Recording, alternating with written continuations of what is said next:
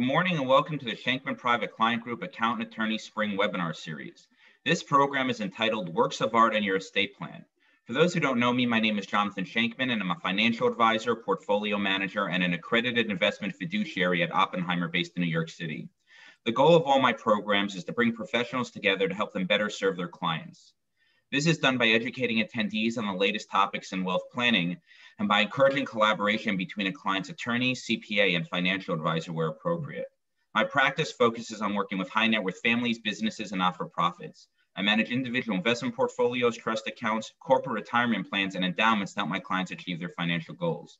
In addition to the 20 to 25 events I run every year, I also do a fair amount of writing on the topics of investing and financial planning. You can read my work in Barron's, CNBC, Forbes, Kiplinger, the Wall Street Journal, the CPA Journal, Trust and Estates Magazine, and many other periodicals. My latest article was published in Barron's and is entitled How to Advise Clients Who Won Big in Their Play Money Accounts. After the program, I'll send out a link to this article and all the publications where I publish my work. Today, we're privileged to hear from Andrew Katzenberg of Counsel at DLA Piper based in New York. Andrew focuses primarily on wealth transfer planning and preservation, multi-generational planning, estate and trust administration, nonprofit and tax-exempt organizations, and charitable giving. He works with a variety of high net worth clients, including art dealers, hedge fund and private equity managers, business owners, and athletes. He also represents clients in all phases of forming and managing nonprofit and tax-exempt organizations and acquiring and retaining their tax-exempt status. Andrew has authored numerous articles related to this field and is a frequent contributor to the New York State Bar Association's Trust and Estate Law section newsletter. He's also a nationally recognized lecturer and serves as an adjunct professor at the University of Baltimore Law School Graduate Master's Program. Today, Andrew will be speaking on works of art and your estate plan. And with that introduction, I'll turn the program over to Andrew. Thank you, Jonathan. Appreciate it very much. Appreciate everyone who's here this morning. Look forward to doing a fun-filled 30 minutes of estate planning with artwork, which will be pretty jam-packed. So I'll try to hit the highlights for everyone. Obviously, at the end of this presentation, if there are questions, feel free to follow up with me directly. But there's a lot to cover, so we'll see if we can get everyone a good sense of some weapons in the toolbox for the future of helping their clients. So where I want to start is just with general transfer tax rules that apply kind of to everything, but would apply as well to artwork and really for individuals and estates. And there's kind of two ways to look at it. There's individuals and estates and charitable giving. So we're going to start with individuals and estates. So first, general transfer rules are that you look at the facts and circumstances. Was there actually a transfer, a taxable transfer? And that's what the IRS is going to look at. That's what you as attorneys or CPAs or advisors should look at. Again, general rules apply that a gift to a spouse, except a non-U.S. spouse, is not subject to gift tax. So when using art, you can gift your wife a Picasso, and there's no transfer tax there. Again, you gift to your son, you better have a good valuation to figure it out. A big misconception, and I hear this most frequently by a lot of advisors or professionals sometimes get tripped up on this, is they say, oh, there was no donative intent by my client. Like I never intended to actually gift them the property, even though I physically gave it to them and it's on their wall or it's somewhere else and I don't have possession and control of it. And saying, well, I never intended in my heart to give it away. Or they gave it away for a moment, but they felt like I always was going to get it back. And in I felt that. That doesn't mean anything. That subjective intent test is not one of the requirements under the code for an actual transfer to occur. That's nice that you felt that you didn't give it away. But again, the facts and circumstances is what's going to rule the day and determine whether you did give it away or didn't give it away. So don't let that, it's an objective test that courts and the IRS are going to look at on these kind of gifting. Again, gifting can be complete for one purpose and not another. So something could be gifted for gift tax purposes, but not estate tax purposes or income tax purposes. So you may do a completed gift and you might use some exemption for it. And then you thought I hit a home run and it later gets pulled back in under 2036 of the code into your estate. So it was all for naught. Now,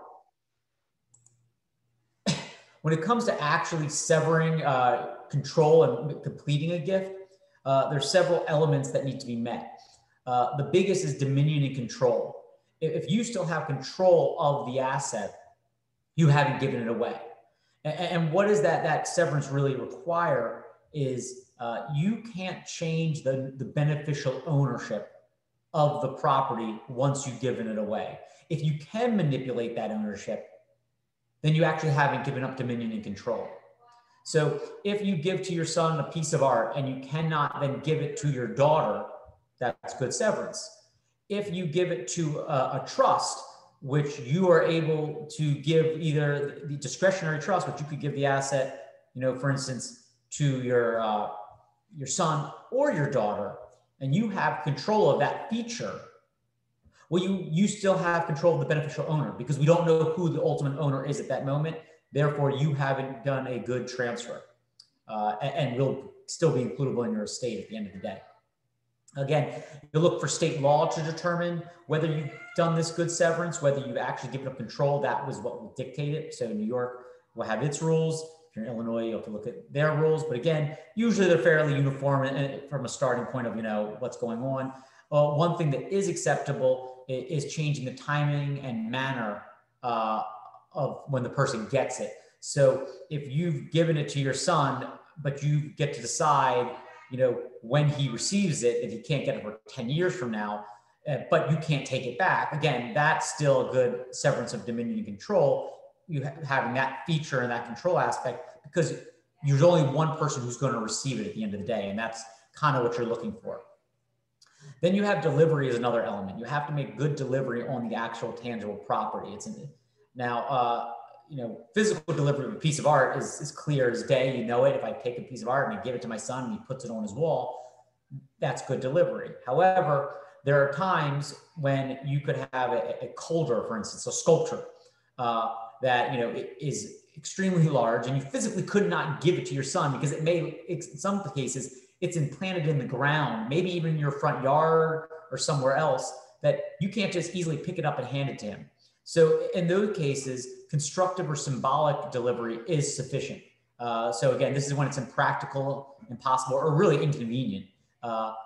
There's that, and that symbolic is usually, nature is usually done in a deed, in a writing, that you are, dictating, I give this property to my son without actually picking it up and handing it to him. So you could deed it to him on April 1, and the property physically wasn't transferred to your son because you had to get insurance or transportation and storage the property to him for a month or two. And the actual gifting date would have been as of that April 1 because the deed, the symbolic gesture was sufficient to complete delivery. Obviously, if you continue to hold that property, that could frustrate it and go back to the argument of dominion and control, go back to the argument of estate tax inclusion. But again, that's a way that we can get it off the client's wall without actually getting it off his wall. Now, the next thing to think about, well, so I've given it away, how much is it worth? What does it cost? And that's where substantiation valuation comes in. For gift tax purposes, as well as on a sale, what we're looking at is what a willing buyer and a willing seller would, at arm's length, would trade the property for. And that's what dictates the value. Best practice is always to have an appraiser come in and appraise these kind of things. It's not a requirement the way it is when it comes to charitable gifting, which is a requirement or you'll automatically fail for an income tax deduction on charitable gifting, as well as for a qualified transfer. But again, if you make a gift to your son and you claim the property's worth $1 million and they audit you and say it's worth $5 million, and you have no appraisal to defend yourself, you're going to be up the creek without a paddle in that case. So again, getting a qualified appraiser, though not required, essentially is, and no reasonable practitioner would send their client down that road of not getting one. And almost, I personally would tell a client, I'm not going to do the transaction if you're not going to get a qualified appraiser to do an appraisal for you, because you're just going to get audited and going to lose and be upset later. If there is a conflict of interest between sometimes between the appraiser and you, that could cause an appraisal not to be a good appraisal. The estate of Colesman was a good example of this in 2017 in the tax court, where I forget now, I think it might was Sotheby's or Christie's, which if anyone works there, one of you two, I think unfortunately did this, that you were trying to solicit the business of an executor, and at the same time, you were going to value on an estate, and you were going to value the art of the estate, and you did a deal that to get the art, you were going to, kind of assist with getting the right valuations that they wanted. And ultimately the court found, based on the facts and circumstances, there was, a conflict in the actual appraisal because they were trying to lure in that client and giving them kind of a sweetheart appraisal. So that made the deal go away, and the court found ruled against the taxpayer on the valuation. Another thing to be aware of is the sales price, not the proceeds received by the seller, or what determined fair market value. So again, you go to an auction house and you sell the property for $10 million, but there's the fees involved in that, the fees to the auction house, the hammer price, the premium, whatever they're taking, and then you net 9 million. Let's say 9 million is not the fair market value of the asset; it's the 10. In an estate context, you can take deductions for expenses that are necessary for the administration of the estate. However, if you have an estate where you have a choice about selling the art or just giving it outright, well, then there is challenges by the IRS that isn't necessary to the estate because you did not need to sell it. You could have given it to the son or the daughter and they could have sold it. So it's not unique to the estate. Now, if you want to get around that and you're planning on selling the property, you want to dictate in your estate planning documents that the property must be sold. Then the proceeds distributed amongst the various beneficiaries or beneficiary. In that case, for a certainty, it was necessary for the estate to sell the property, to go through those expenses because the estate dictated it. It wasn't a choice. And in that case, you would get those deductions. And again, you would get, it would be ultimately the net proceeds is what you'd be taxed on rather than the full fair market value. Now, some good techniques out there for trying to move property used to be exchanges. A 1031 exchange doesn't exist anymore under the 2017 Tax Act. That got erased. It's just real estate you can make 1031 exchanges. Artwork can be used as collateral for loans. So if you have an estate where you are very illiquid, say you have a very large portion of your estate in artwork, $100 million collection of art, and the client, let's say, has $100 million of assets and owes, $100 million in, tax. You don't want to liquidate your entire estate to pay that, or maybe you don't even have that much and you have less in cash. You can actually borrow against the art. Some of the auction houses will do this. Some of the banks will do this as collateral. So again, gives you more time to then go administer the estate, sell the assets at the fair market value price versus a bargain basement price. Then there's also LLC structures, which become very important when people have art. So this is taking a piece of art, placing it inside an LLC. And the reasons for doing that are multiple. One is alleviating interfamily issues. This can be the central management of the artwork. So in those two cases, you could say, well, I want to give this piece of art to really all my children, but it's a single item. You can't cut it in half and hand them 50-50. But if placing an LLC and they are all beneficiaries of this, LLC interest, then they all kind of have a right to it, which means they all could technically take it for a period of time and put it on, their mantle. As well, if it is sold down the road, they all would get a proportion of, the LLC interest or the ultimate value of the underlying asset.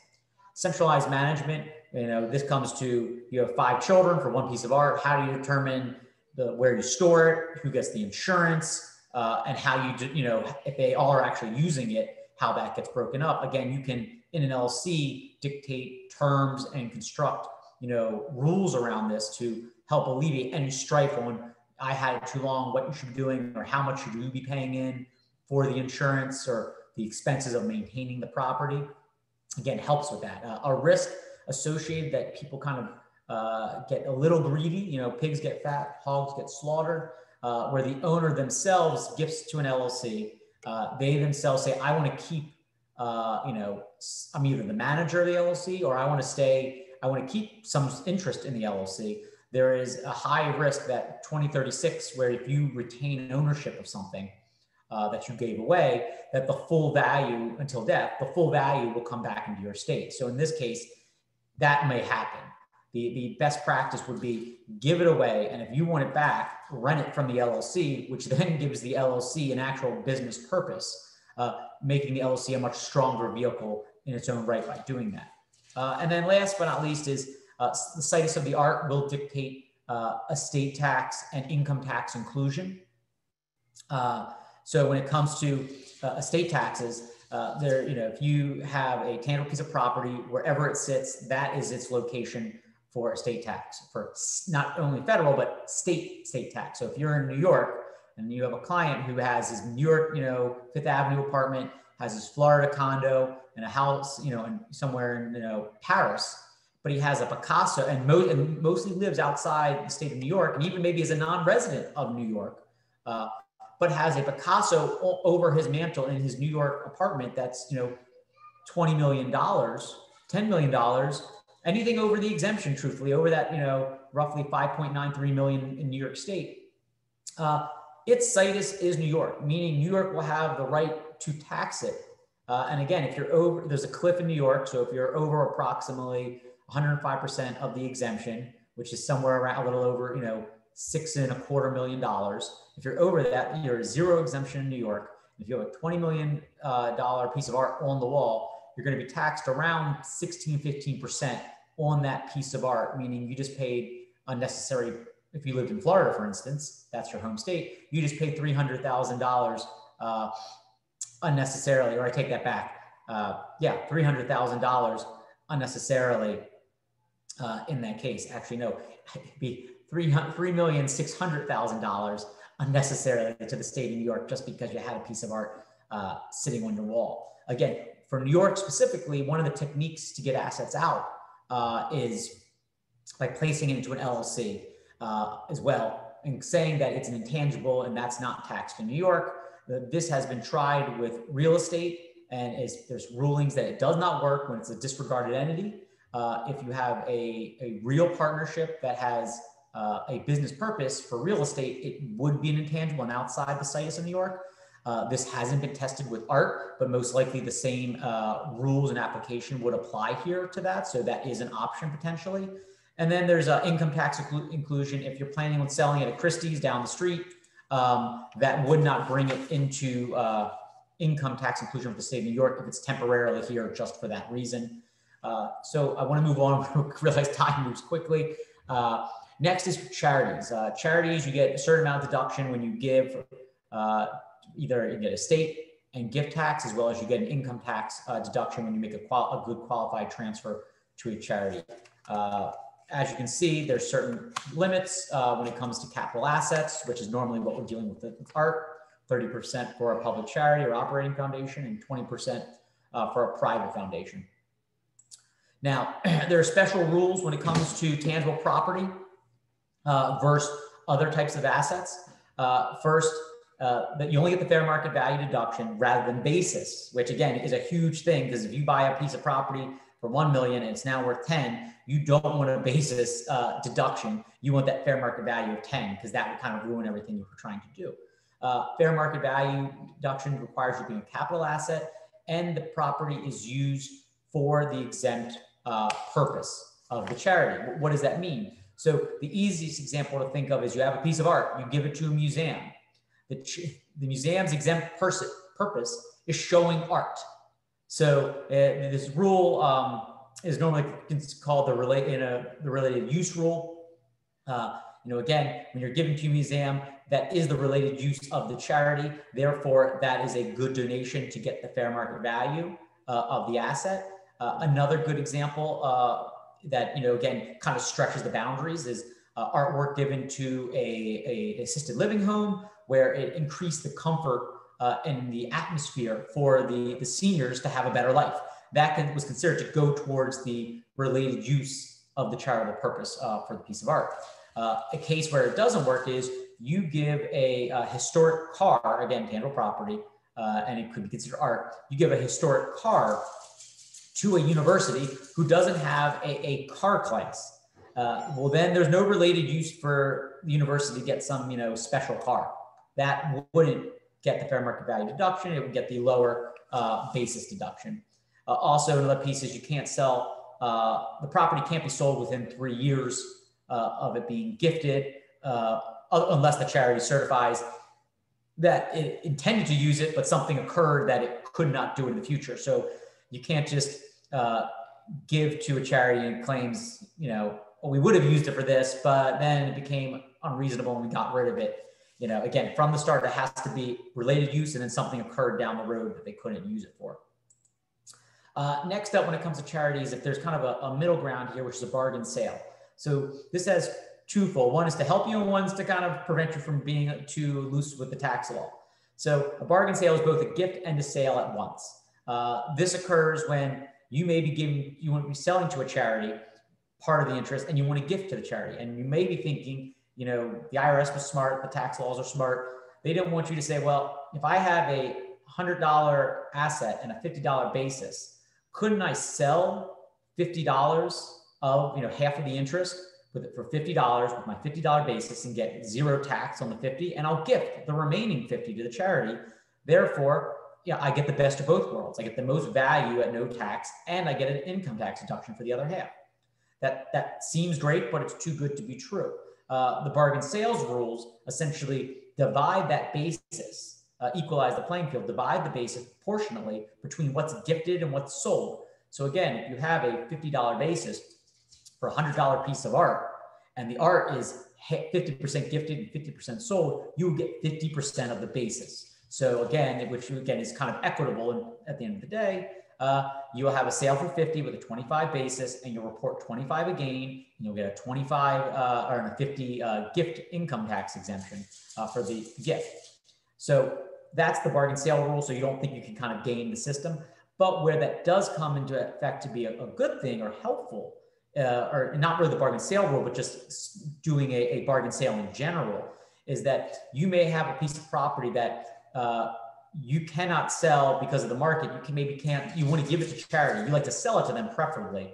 And you prefer, you don't want to, they don't have the money to buy it for the $100 that you want to give it to them. So at least you're going to get a better deal instead of saying, well, I'll give you a deal, sell it to you for 50, and then you just kind of take a loss in the sense that you didn't get your full value out of it. You do get the $50 of cash in hand, and you get a $50 income tax deduction. So it's a little better than if you decided, oh, I just had to kind of unload it and, I kind of lost out on the deal.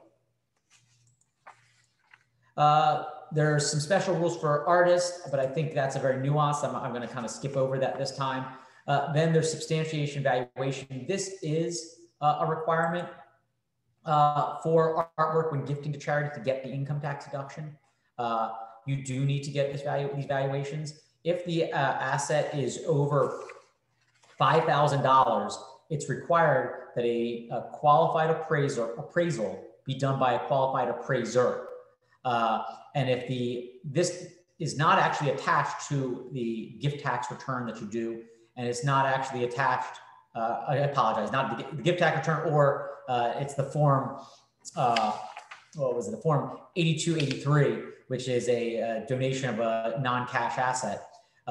You just have to state that you did it. If you have an asset that's over $500,000, and this is the individual asset, not an aggregate amongst the assets, the individual asset is over $500,000, then you do need to attach the actual appraisal.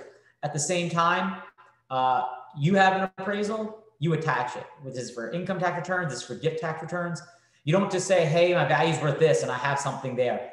If you don't give it to them, it's going to make them think you're hiding it from them. And they pull you an audit, you're eventually just going to give it to them anyway.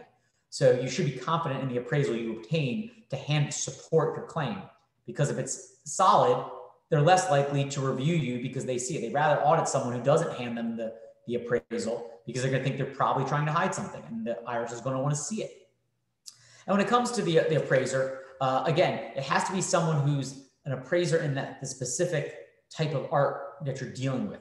You can't have someone who focuses on Chinese sculptures be the one valuing, 16th century European artists. That just doesn't work. He's not, if he is qualified in that, that's great. But if that's not his main field, then he's not qualified. He's an appraiser, but he's not qualified to appraise the asset you're giving him. He must also be independent. It means he can't be related to you. It means he can't be part of the deal that's happening in any way. Again, this goes back to, that example with the Colesman estate where, Christie's, sorry if it's Sotheby's, but we'll go with Christie's now, whichever one it was valuing it and trying to get the business. They were not independent. So it sullied them from that perspective of the actual appraiser.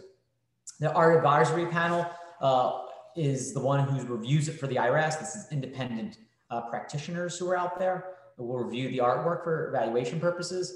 And in this case with them, if you are audited and your piece of art is over $50,000, you will automatically trigger a review.